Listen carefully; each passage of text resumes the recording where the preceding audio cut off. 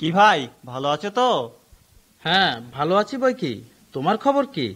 তা ভাই, আমার কোনো খারাপ খবর নেই। তাহলে নিশ্চয়ই ভালো খবর আছে, কি বলো? হ্যাঁ ভাই, ঠিক বলেছ। একটা খুব ভালো খবর আছে। ঈশ্বর মানুষকে সাহায্য করবার জন্যে যা করেছিলেন সেই খবর। যিনি স্বর্গে ছিলেন তিনি এই পৃথিবীতে আমাদের জন্যই নেমে এসেছিলেন।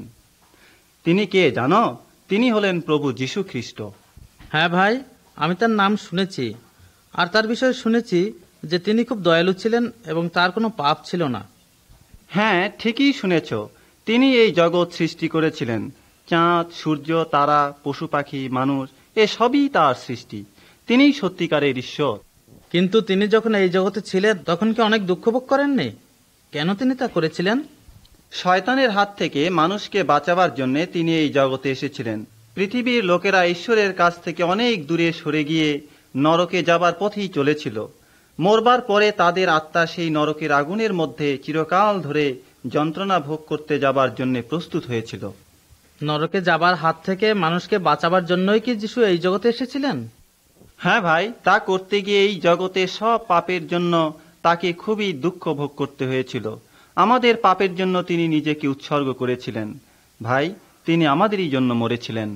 তিনি মরবার পরেই সবকিছু শেষ হয়ে গেল, তাই না? না ভাই, যীশুখ্রিস্ট মরে থাকেননি। তিনি মৃত্যু থেকে উঠেছিলেন বলে এই কথাই প্রমাণ হয়েছিল যে তিনি সত্য সত্যি ঈশ্বর। এই জীবন্ত যিশুই আমাদের রক্ষাকর্তা।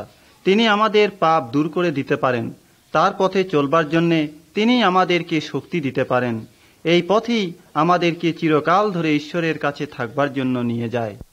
তাহলে একথা সত্যি যে কেবল যিশুই আমাদেরকে রক্ষা করতে পারেন? হ্যাঁ বন্ধু, তিনি যে সত্যি সত্যি রক্ষা করেন তা আমার জীবনে আমি বুঝতে পেরেছি। তিনি যেভাবে প্রতিজ্ঞা করেছিলেন সেইভাবেই আমি আমার জীবনে আনন্দ ও শান্তি পেয়েছি। এ কেমন করে হতে পারে? তুমি তো ভাই মোটেই বড় লোক নও। আর তাছাড়া আমি শুনেছি এবার তোমার ক্ষেতের সব ধান পানিতে ডুবে নষ্ট হয়ে গেছে, আর তোমার গরু বাছুরও সব মরে গেছে। তবে হ্যাঁ ভাই, যা শুনেছ তা সবই সত্যি। কিন্তু যে ধন আমার কাছে আছে তা কোনো কালে কোনোভাবেই নষ্ট হয়ে যাবে না। সেই ধন হলো যীশু খ্রিস্ট। তিনি আমার হৃদয়ের মধ্যে সব সময়ই আছেন। ভাই, যদিও আমি মৃত্যুর ছায়ার মধ্য দিয়ে চলাফেরা করি, কিন্তু তবুও কোনো অমঙ্গলের ভয় করি না, কারণ যীশু আমার সঙ্গে সঙ্গে আছেন। যীশু বলেছেন, দেখো, সব সময়ই আমি তোমার সঙ্গে সঙ্গে আছি।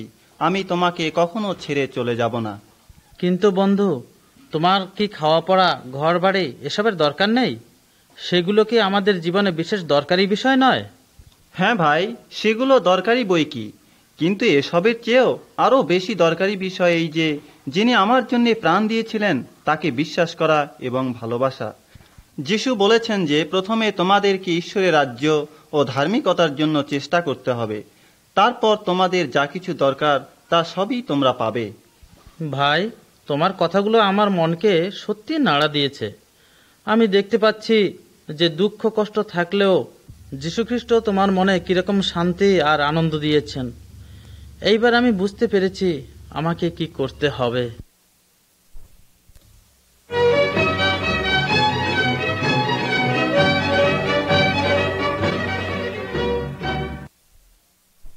আমি আপনাদের কাছে এমন একজন লোকের বিষয়ে বলতে চাই যিনি কোনো এক সময় এই পৃথিবীতে ছিলেন। তিনি খুব ভালো লোক ছিলেন। কখনো তিনি মিথ্যা কথা বলতেন না, সবসময় সত্য কথা বলতেন।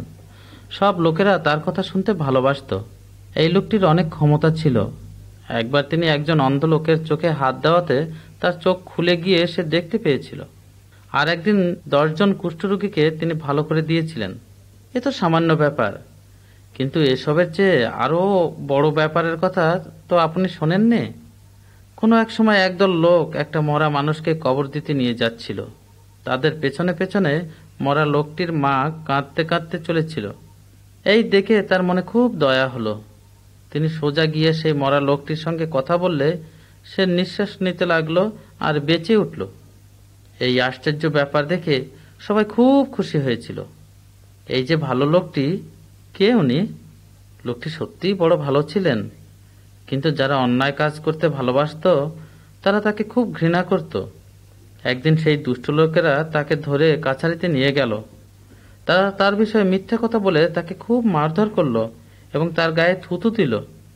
তারপর তারা তাকে নিয়ে গিয়ে একটা কাঠের সঙ্গে হাতে পায়ে পেরেক দিয়ে গেঁথে টাঙিয়ে দিল। না মরা পর্যন্ত তিনি ওখানে ঝুলে রইলেন। সেই ভালো লোকটির যদিও অনেক ক্ষমতা ছিল, তবুও দুষ্ট লোকদেরকে তিনি তাকে মেরে ফেলতে দিলেন, কিছু বললেন না। কেন জানেন? কারণ সব লোকদের পাপের জন্য ও অন্যায় কাজের জন্য তিনি মরতেই চেয়েছিলেন। মারা যাবার একটু আগে তিনি ঈশ্বরকে বলেছিলেন, ঈশ্বর, এদের ক্ষমা করো, কারণ এরা যা করছে তা জানে না।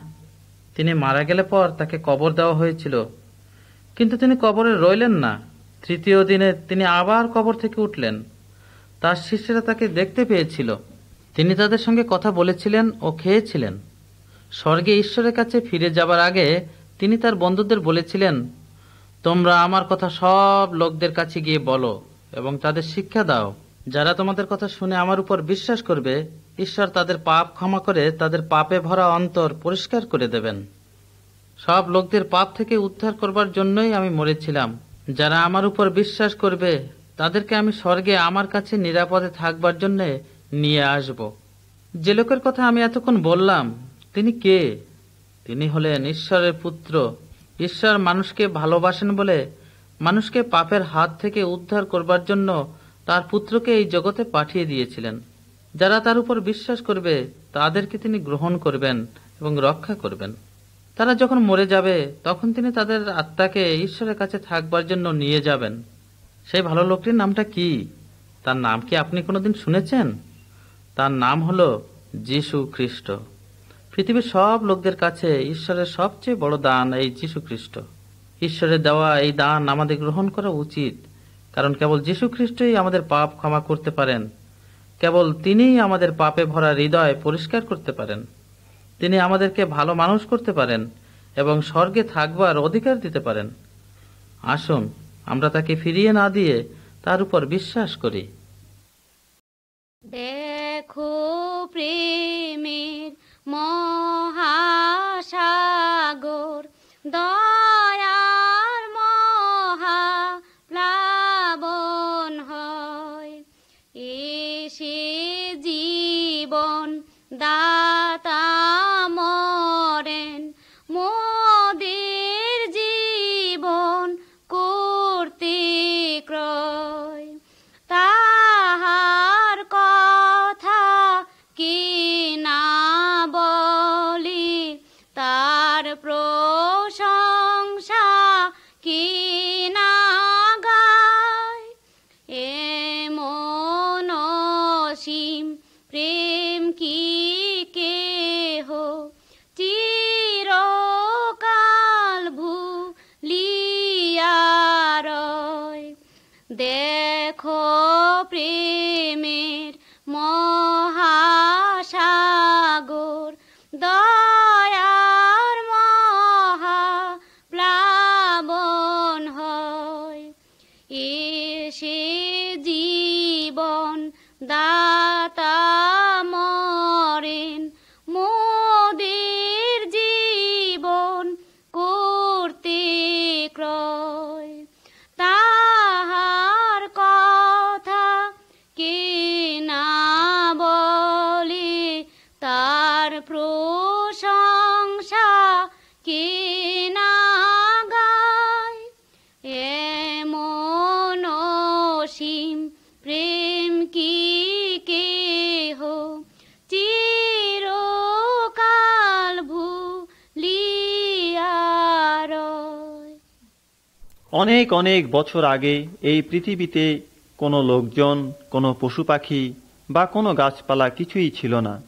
আসলে পৃথিবী বা আকাশ বলে কিছুই ছিল না, কেবলমাত্র ঈশ্বর ছিলেন। তিনি প্রথমে সূর্য, চাঁদ, তারা, পরে এই পৃথিবী, গাছপালা এবং পশু পাখি সৃষ্টি করলেন। সব শেষে তিনি একজন পুরুষ ও একজন স্ত্রীলোককে সৃষ্টি করলেন। এসব জিনিস সৃষ্টি করতে তাকে কোনো পরিশ্রম করতে হয়নি, তার মুখের কথাতেই সব সৃষ্টি হয়েছিল। প্রথম পুরুষের নাম ছিল আদম, আর প্রথম স্ত্রীলোকের নাম ছিল হবা। তারা ভালো মানুষ ছিলেন, ঈশ্বরকে তারা ভালোবাসতেন এবং ঈশ্বরও তাদেরকে ভালোবাসতেন। একদিন শয়তান প্রথম পুরুষ ও স্ত্রীলোককে মিথ্যা কথা বলে ভুলালো।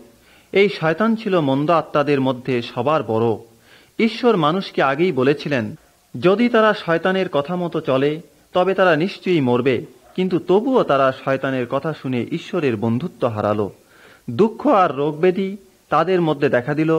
ঈশ্বর তাদের নাম ধরে ডাকলেন, কিন্তু জবাব দেবার সাহস তাদের ছিল না, কারণ তারা ঈশ্বরের কথার অবাধ্য হয়েছিল। ঈশ্বর মন্দকে খুবই ঘৃণা করেন, কারণ তিনি পবিত্র। ঈশ্বর আদম ও হবাকে বললেন, আমি তোমাদের বন্ধু এবং তোমাদের ভালোবাসি বটে, কিন্তু তোমরা পাপ করেছ, তাই তোমাদের শাস্তি পেতেই হবে। তারপর ঈশ্বর আবার বললেন, কিছুদিন পর আমি আমার ছেলেকে এই জগতে পাঠিয়ে দেব। তোমাদের অন্যায় কাজের জন্য তাকে উৎসর্গ করা হবে। তার রক্ত দিয়ে তোমাদের পাপে পূর্ণ হৃদয়কে পরিষ্কার করা হবে। এইভাবেই তোমাদের সঙ্গে আমার আবার মিলন হবে। আর কোনো উপায়ের দ্বারা বা অন্য কোনো উৎসর্গের দ্বারা তোমাদের পাপের ক্ষমা হবে না। আদম ও হবা তখন খুশি হলেন যে ঈশ্বর তাদের জন্য একটা উপায় ঠিক করে দিয়েছেন, যেন তারা আবার ঈশ্বরের বন্ধু হতে পারে। তারপর অনেক অনেক বছর পরে ঈশ্বর তার একমাত্র ছেলেকে এই জগতে পাঠিয়ে দিলেন। তিনি মানুষ হয়ে এই জগতে জন্ম নিলেন। তার নাম হল যীশু খ্রিস্ট।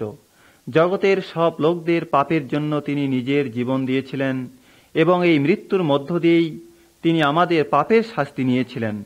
তিনি ঈশ্বর ছিলেন বলে আবার বেঁচে উঠেছিলেন এবং পিতা ঈশ্বরের কাছে ফিরে গিয়েছিলেন। আজও তিনি স্বর্গে ঈশ্বরের কাছে আছেন। বন্ধু, যীশু খ্রিস্ট নিজে মরে আপনাদের পাপের দানা শোধ করেছেন। তাই আপনাদের কি উচিত নয় তাকে গ্রহণ করে তার কথা মতো চলা? আপনি যতই পশু বলি বা কুরবানি করেন না কেন, যতই ভালো কাজ করেন না কেন, যতবারই হজে বা তীর্থে যান না কেন, বা যতই দান খয়রাত করেন না কেন, কোনোভাবেই আপনাদের পাপের দেনা আপনারা নিজে নিজে শোধ করতে পারবেন না এবং মনেও শান্তি পাবেন না। মনে শান্তি পাবার কেবলমাত্র একটি উপায় আছে।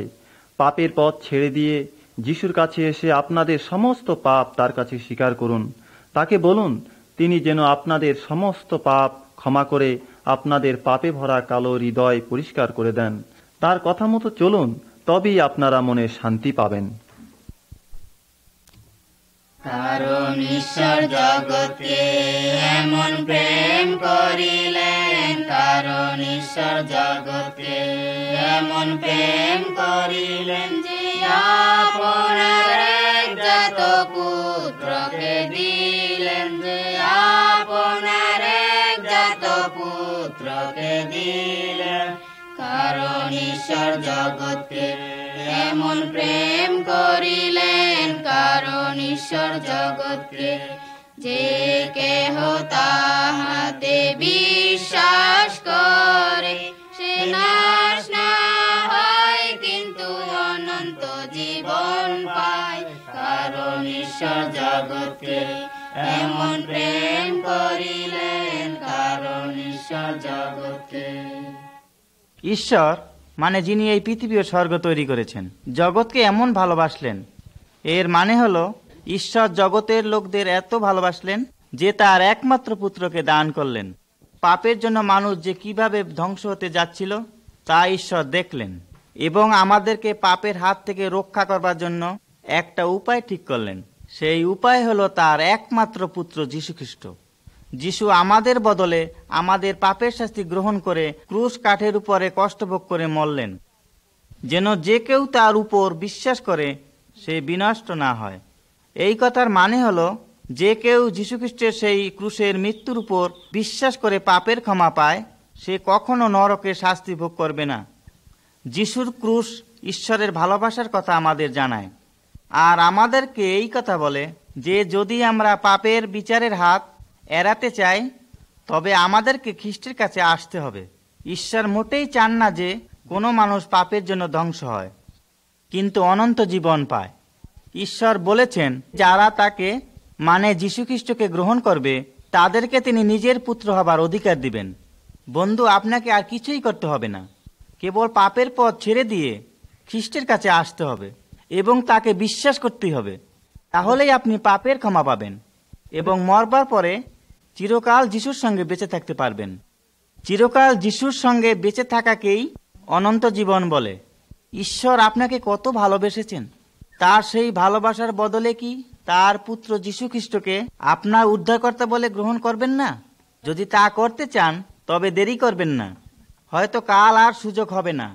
তাই আজকে এখনই যীশু খ্রিস্টের উপরে বিশ্বাস করে তাকে আপনার জীবনে গ্রহণ করুন।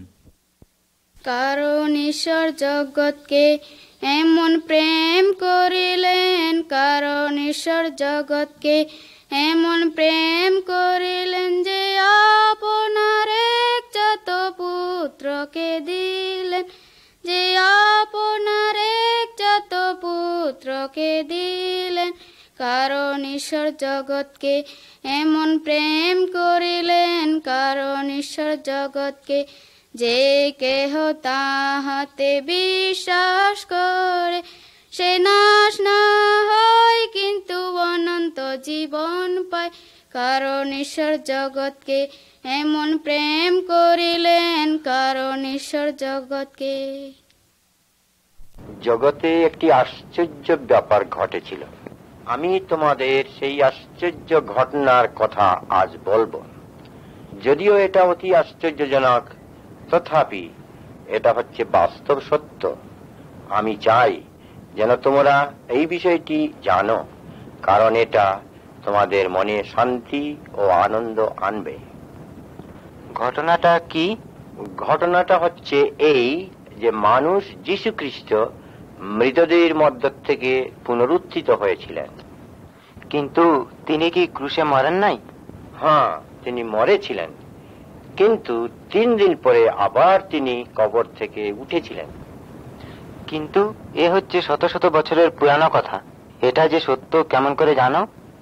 মগদলিনী মরিয়ম নামে একজন স্ত্রীলোক তার সঙ্গীদের সাথে কবরের কাছে গিয়ে দেখতে পেয়েছিলেন যে কবরটা শূন্য। পিতর ও যোহনও শূন্য কবর দেখতে পেয়েছিলেন। খুব সম্ভব যিশুর মৃতদেহ কেউ চুরি করে নিয়ে গিয়েছিল। চুরি করা কিছুতেই সম্ভবপর ছিল না, কারণ সেপাইরা কবর পাহারা দিচ্ছিল। কবর থেকে উঠে আসবার পরে কি কেউ যিশুকে দেখেছিল? হ্যাঁ, অনেকেই দেখেছিল। যে বাগানে যিশুকে কবর দেওয়া হয়েছিল সেখানে প্রথমে মগদলিনী মরিয়ম তাকে দেখেছিলেন, তারপর পিতর ও অন্যান্য শিষ্যেরা দেখেছিলেন, এবং সকলের শেষে 500 জন বিশ্বাসীর এক দল তাকে দেখেছিলেন। সম্ভবত তারা আত্মা দেখেছিল। জীবন্ত লোকের যে রকম শরীর থাকে তার কি সেরকম শরীর ছিল? না, তিনি আত্মা ছিলেন না। থোমা নামে একজন লোক তার শরীর ছুঁতে পেরেছিল। তিনি তার বন্ধুদের সঙ্গে খাওয়া দাওয়া করেছিলেন। আত্মাকে ছোঁয়া যায় না এবং আত্মা খেতেও পারে না। তিনি কেন কবর থেকে উঠেছিলেন? তিনি ঈশ্বরের পুত্র ছিলেন, সুতরাং মৃত্যু তাকে ধরে রাখতে পারেনি। এটাই প্রমাণ করেছিল যে তিনি কিভাবে শয়তানকে পরাজিত করতে পেরেছিলেন। ঈশ্বরের বাক্য বলে, যদি যীশু মৃতদের মধ্য থেকে উত্থাপিত না হয়ে থাকেন তাহলে তোমাদের বিশ্বাস মিথ্যা এবং তোমরা এখনো তোমাদের পাপে রয়েছ। তিনি যে কবর থেকে উঠেছেন এজন্য ঈশ্বরের প্রশংসা করো। তাহলে খ্রিস্টানের মৃত্যুকে কি ভয় করা উচিত?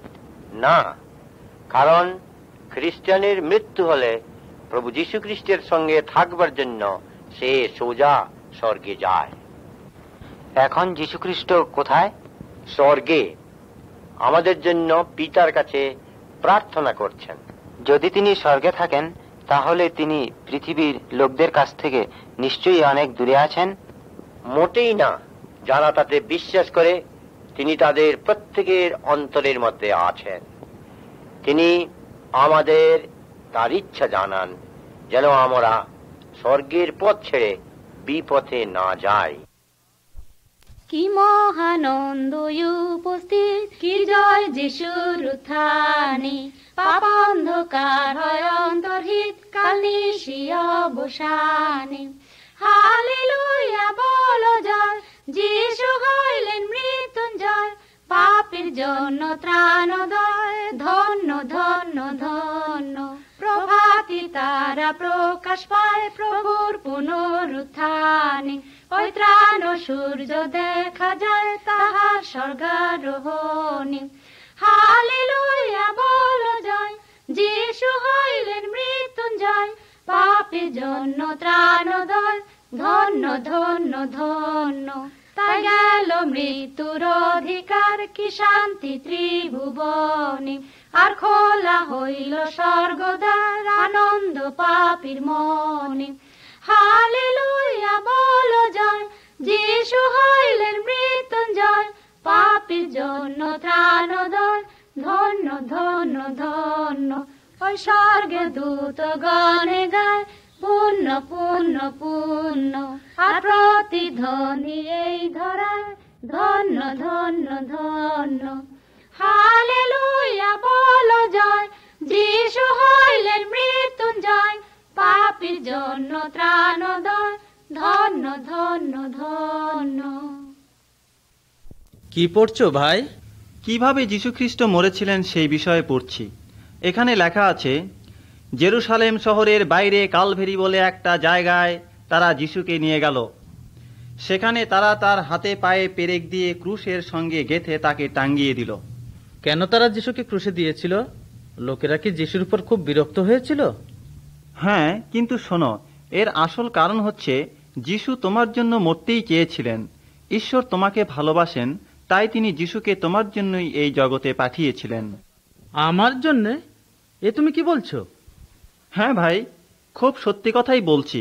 তবে শোনো, অনেক অনেক দিন আগে ঈশ্বর এই আকাশ, এই পৃথিবী এবং পৃথিবীর সমস্ত জিনিস তৈরি করলেন। তারপর তিনি মাত্র একজন মানুষ ও একজন স্ত্রীলোক তৈরি করলেন।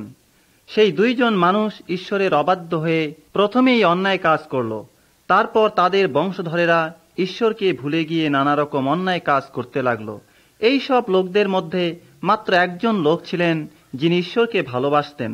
তার নাম ছিল অব্রাহাম। ঈশ্বরও অব্রাহামকে ভালোবাসতেন। অব্রাহামের বংশের লোকেরা ঈশ্বরের বাধ্য ছিল। ঈশ্বর তাদের কাছে কতকগুলি আইন কানুন দিয়েছিলেন। সেই আইন কানুনগুলো দুটি বড় চ্যাপ্টা পাথরের উপর লেখা ছিল। ঈশ্বর তাদের বলেছিলেন, তোমরা যদি এই সব আইন কানুন অমান্য করো তবে তোমাদেরকে শাস্তি ভোগ করতে হবে। সেই আইন কানুনগুলো হচ্ছে, আমিই একমাত্র সত্য ঈশ্বর, তোমরা আর কোনো ঈশ্বরের উপাসনা করো না, কাঠ, পাথর বা মাটি দিয়ে কোনো প্রতিমা তৈরি করে তার সামনে কখনো প্রণাম করো না, অদরকারে ঈশ্বরের নাম মুখে এনো না, তোমাদের বাপ মাকে সম্মান করো, কখনো কাউকে খুন করো না, ব্যভিচার করো না, চুরি করো না, মিথ্যা কথা বলো না, কারো কোনো জিনিসের প্রতি লোভ করো না। এইসব আইন কানুনগুলো তো খুব সুন্দর।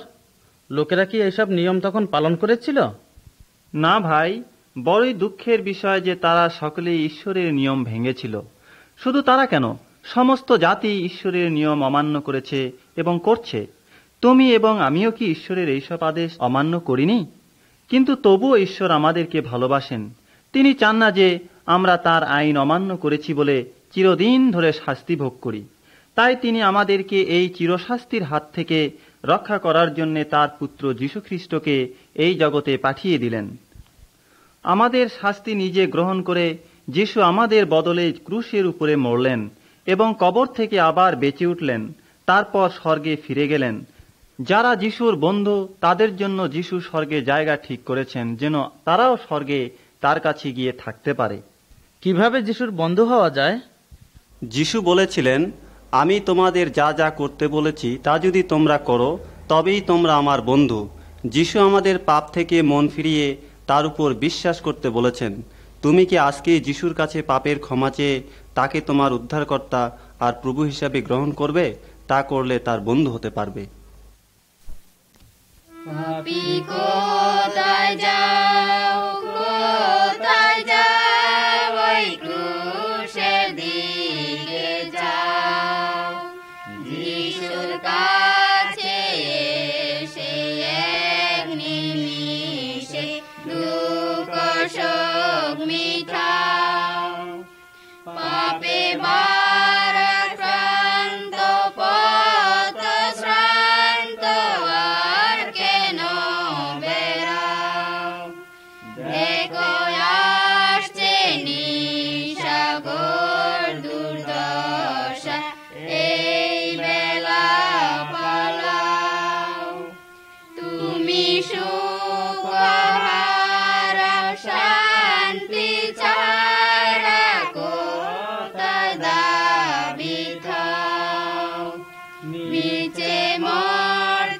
ঘুরে গানের প্রেরে এখন মন ফিরাও তোমার তাপিত্রীকে কেঁদে কেঁদে পাপ দূর করে দাও রেখে যিশু পদে নিরাপদে শেষ জীবন কাটাও পাপী কোথায় যাও কোথায় যাও ওই ক্রুশের দিকে চাও যিশুর কাছে এসে এক নিমিষে দুঃখ শোক মিটাও।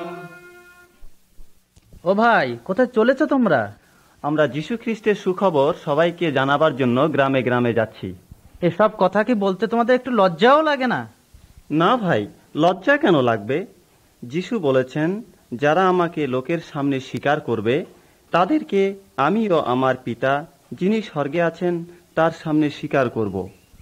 আমাদের একটুও লজ্জা লাগে না, কারণ আমরা জানি যে এই সুখবর হলো ঈশ্বরের শক্তি, যার দ্বারা যেসব মানুষ যীশু খ্রিস্টের উপর বিশ্বাস করবে তারা পাপের শাস্তির হাত থেকে উদ্ধার পাবে। তোমাদের কি ক্লান্তিও লাগে না? হ্যাঁ ভাই, আমাদের ক্লান্তি লাগে বই কি, কিন্তু ওটা তো খুব বড় ব্যাপার না। ঈশ্বর বলেছেন, এই যে খ্রিস্টের সুখবর তোমাদের দেওয়া হলো তা কেবল তার কথা বিশ্বাস করবার জন্য নয়, কিন্তু এজন্য তোমাদের অনেক কষ্টভোগও করতে হবে। যদি এর জন্য আমাদেরকে অনেক কষ্টভোগ করতেও হয়, তবুও সেই কষ্টভোগ করতে আমরা খুবই খুশি, কারণ এর চেয়ে অনেক বেশি কষ্ট যীশু খ্রিস্ট আমাদের জন্য সহ্য করেছিলেন। আমি তো যীশু খ্রিস্টের উপর বিশ্বাস করেছি, কিন্তু আমি এতদিন ভাবতাম যে খ্রিস্টের সুখবর প্রচার করার কাজ কেবল প্রচারকদেরই। তোমাদেরকে কেউ এই কাজের ভার দিয়েছে নাকি? না ভাই, কেউ আমাদের এই কাজের ভার দেয়নি। যীশু খ্রিস্ট স্বর্গে চলে যাবার আগে যে কথাগুলো বলেছিলেন তাই, তোমরা জগতের সব জায়গায় গিয়ে সব লোকদের কাছে সুখবর প্রচার করো। এ ছিল তাঁর আদেশ। তিনি আরও বলেছিলেন যে, আমার আদেশ পালন করলেই তোমরা আমার বন্ধু হতে পারবে। তাই প্রত্যেক খ্রিস্টানের একটা বিশেষ কর্তব্য আছে। সেই কর্তব্য হচ্ছে যীশু খ্রিস্টই যে মানুষকে পাপ থেকে উদ্ধার করতে পারেন এই সুখবর সকলের কাছে দেওয়া। তা ভাই, সকলে কি আর দূরে দূরে সব জায়গায় যেতে পারে?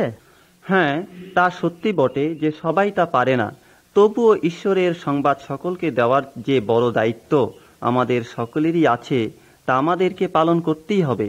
একথা যেন আমরা কখনো ভুলে না যাই। আমরা যে জায়গায় কাজ করি না কেন বা যেখানেই যাই না কেন, আশেপাশের লোকদের কাছে যিশুর বিষয় বলতে পারি। যদি আমরা নিজেরা দূরে যেতে নাও পারি, তবে অন্যেরা যেন যেতে পারে এজন্যে তাদের সাহায্য করতে পারি। যদি আমরা সত্যি সত্যি যীশু খ্রিস্টকে গ্রহণ করে থাকি, তবে সম্পূর্ণভাবে আমাদের নিজেদেরকে তাকে দান করতে হবে। আমাদের নিজের বলতে যা কিছু আছে তা তো সব ঈশ্বরেরই। তাই দূরে হোক বা কাছে হোক, তার বাক্য প্রচার করবার জন্যে দরকার হলে আমাদের সবই তাকে দিতে হবে। আমরা তাকে ভালোবাসি এবং তার সেবা করতে চাই বলে আমাদের সব শক্তি তারই জন্য খরচ করতে হবে। ভাই, তবে তো যিশুর জন্য আমাকেও সাক্ষ্য দিতে হবে। আমাকে আজকে তোমাদের সঙ্গে নেবে? নিশ্চয়ই। এসো ভাই, চলো আমরা গান গাইতে গাইতে যাই। সুসংবাদ লয়ে শিরপারে যাও গ্রামে গ্রামে প্রতি নগরে, কেদে কেদে বল প্রতি জনারে, যিশু মরেছেন তরিতরে। সুসংবাদ লয়ে শিরপারে যাও গ্রামে গ্রামে প্রতি নগরে, কেদে কেদে বল প্রতি জনারে, যিশু মরেছেন তরিতরে। আমার মনে আর আনন্দ ধরে না, আমার মনে আর আনন্দ ধরে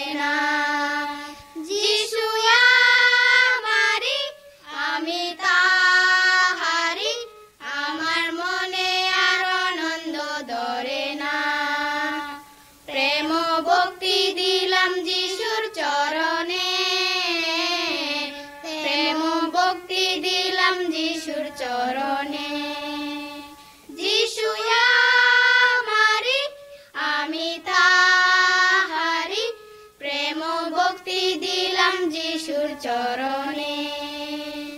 যিশুর মতো হইতে চেষ্টা করিব, যিশুর মতো হইতে চেষ্টা করিব।